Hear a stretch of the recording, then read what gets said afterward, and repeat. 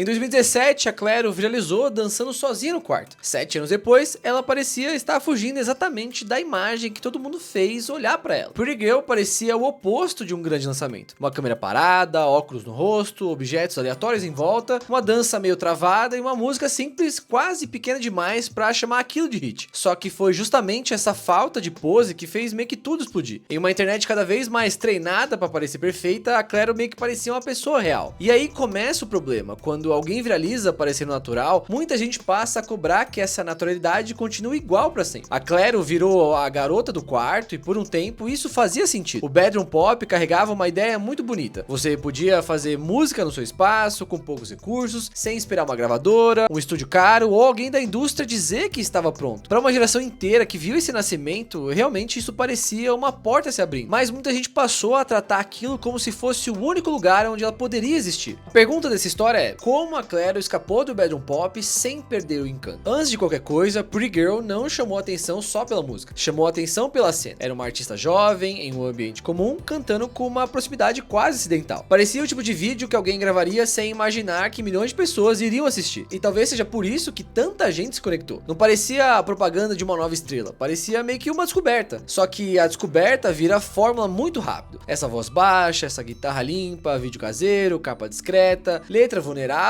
de repente o bedroom pop virou um pacote reconhecível. E quando uma cena vira pacote, todo mundo começa a saber o que esperar antes mesmo do artista fazer o próximo movimento. Depois do estouro veio Darwin em 2018. O EP ainda tinha essa energia de internet, mas já mostrava que a Clairo não era só uma história boa do algoritmo. Flaming Hot Cheetos e Forever tinham melodias doces, refrões fáceis de guardar e aquele acabamento meio demo que no caso dela parecia linguagem. Era pop em escala pequena, mas com aquela intuição já forte. I'm feeling something right, I'm feeling something right, I'm feeling something right, I'm feeling something right.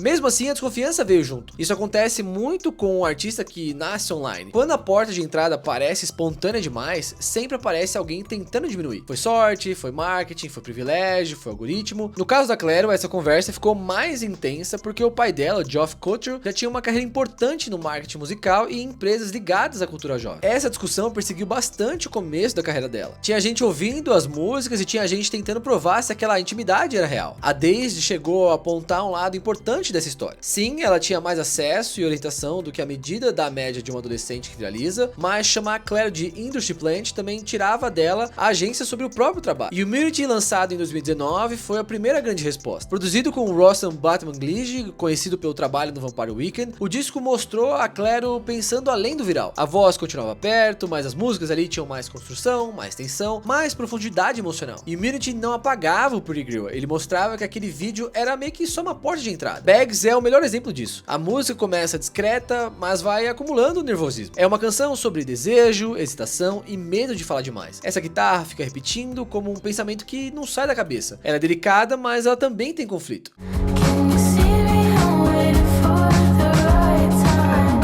Sofia levou Clairo para um público ainda maior. A faixa fala de um desejo queer dentro de um indie pop leve, acessível, quase ensolarado. E talvez a força dela venha disso. A música não precisa transformar esse desejo em discurso gigante. Ela deixa aquilo existir em melodia, refrão e sentimento. Para muitos fãs, isso bastou para virar hino.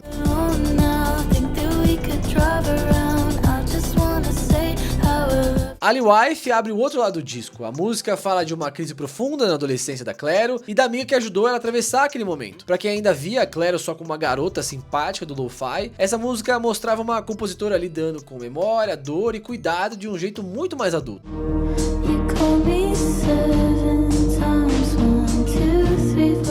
Em uma entrevista da época pra Pitchfork, dá pra sentir o tamanho dessa virada. A Clairo tava tentando provar que não era só uma artista de quarto, ela ensaiou mais, trabalhou a performance ao vivo, chamou o vocal coach e começou a escrever músicas que ela realmente acreditava. O ponto aqui não era ela virar outra pessoa, era alcançar o tamanho dessas próprias ideias. Só que crescer em um público tem custo. A internet conheceu a Clairo jovem, caseira, vulnerável e aparentemente acessível. E muita gente se apega a essa primeira versão de uma artista como ela se fosse a mais verdadeira. O público cria expectativa, a crítica cria narrativa, o algoritmo empurra o que já funcionou. No meio disso, a pessoa real continua mudando. Sling de 2021 parece meio que nascer desse cansaço. Produzido por Jack Antonoff, o disco troca a energia de internet para um ambiente mais fechado, mais folk, mais doméstico. Para uma artista que ficou famosa, parecendo íntima, isso de certa forma ganhou uma outra camada. A proximidade que encantou o público também pode virar essa invasão. Depois de ser transformada ali em símbolo, a Clairo precisava criar essa distância. A Pitchfork lembrou que nessa fase ela chegou a dizer a Rolling Stone que estava pronta para largar a música. Então Sling não era só uma escolha estética, era realmente uma sobrevivência dela. Lançado em julho de 2024, Charm soa como uma porta abrindo depois de um período de recolhimento. Co-produzido por Clairo e Leon Michaels do El Michels Affair, o disco foi gravado ao vivo em fita em estúdios de Nova York, como o Diamond Mine no Queens e o Alar Studios em Shokan. E isso aparece no corpo das músicas. Baixo mais presente, tem esses teclados quentes, tem sopro, bateria com balanço, esses arranjos super bem tocados, como se todo mundo tivesse ali nesse mesmo cômodo. A mudança principal não tá só nas referências de soul, jazz, soft rock ou pop dos anos 70, tá na postura. Charm dá corpo para uma artista que muita gente ainda associava ao pequeno, ao tímido, ao caseiro. A voz continua próxima, mas agora existe uma banda respirando em volta dela. A delicadeza continua ali, só que com mais presença. E essa presença também veio do processo. Em entrevista ao Guardian, a Clairo contou que estava acostumada a fazer música com uma pessoa só, construindo tudo aos poucos, mas em Charm ela trabalhou como um grupo de músicos. No começo isso trouxe uma sensação de perder o controle, mas que depois virou liberdade. Ela disse que foi bom se permitir a ouvir músicas como ouvinte, sem precisar decidir tudo sozinho. Esse detalhe aqui, ele é bastante essencial, porque a artista que ficou marcada pela imagem de fazer música sozinha no quarto, agora estava aprendendo a confiar em uma sala cheia. Nomad abre o álbum com uma sensação de deslocamento. A Clairo canta como alguém que conhece a solidão, mas não tá meio que paralisada por ela. Parece menos uma confissão escondida e mais uma conversa em uma sala com essas janelas abertas.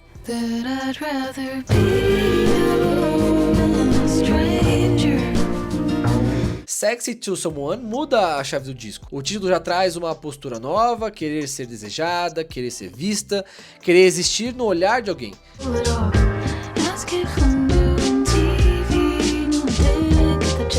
Em entrevista à Crack Magazine, a Clairo falou justamente sobre essa troca entre desejar e ser desejada e como é bom quando alguém consegue te ver. Depois de anos sendo observada como imagem pública, essa diferença importa muito. Ser vista pela internet é uma coisa, querer ser vista por alguém realmente é outra. Juna talvez seja o grande símbolo dessa fase, parece falar daquele momento em que o corpo percebe uma pessoa antes da cabeça organizar o sentimento.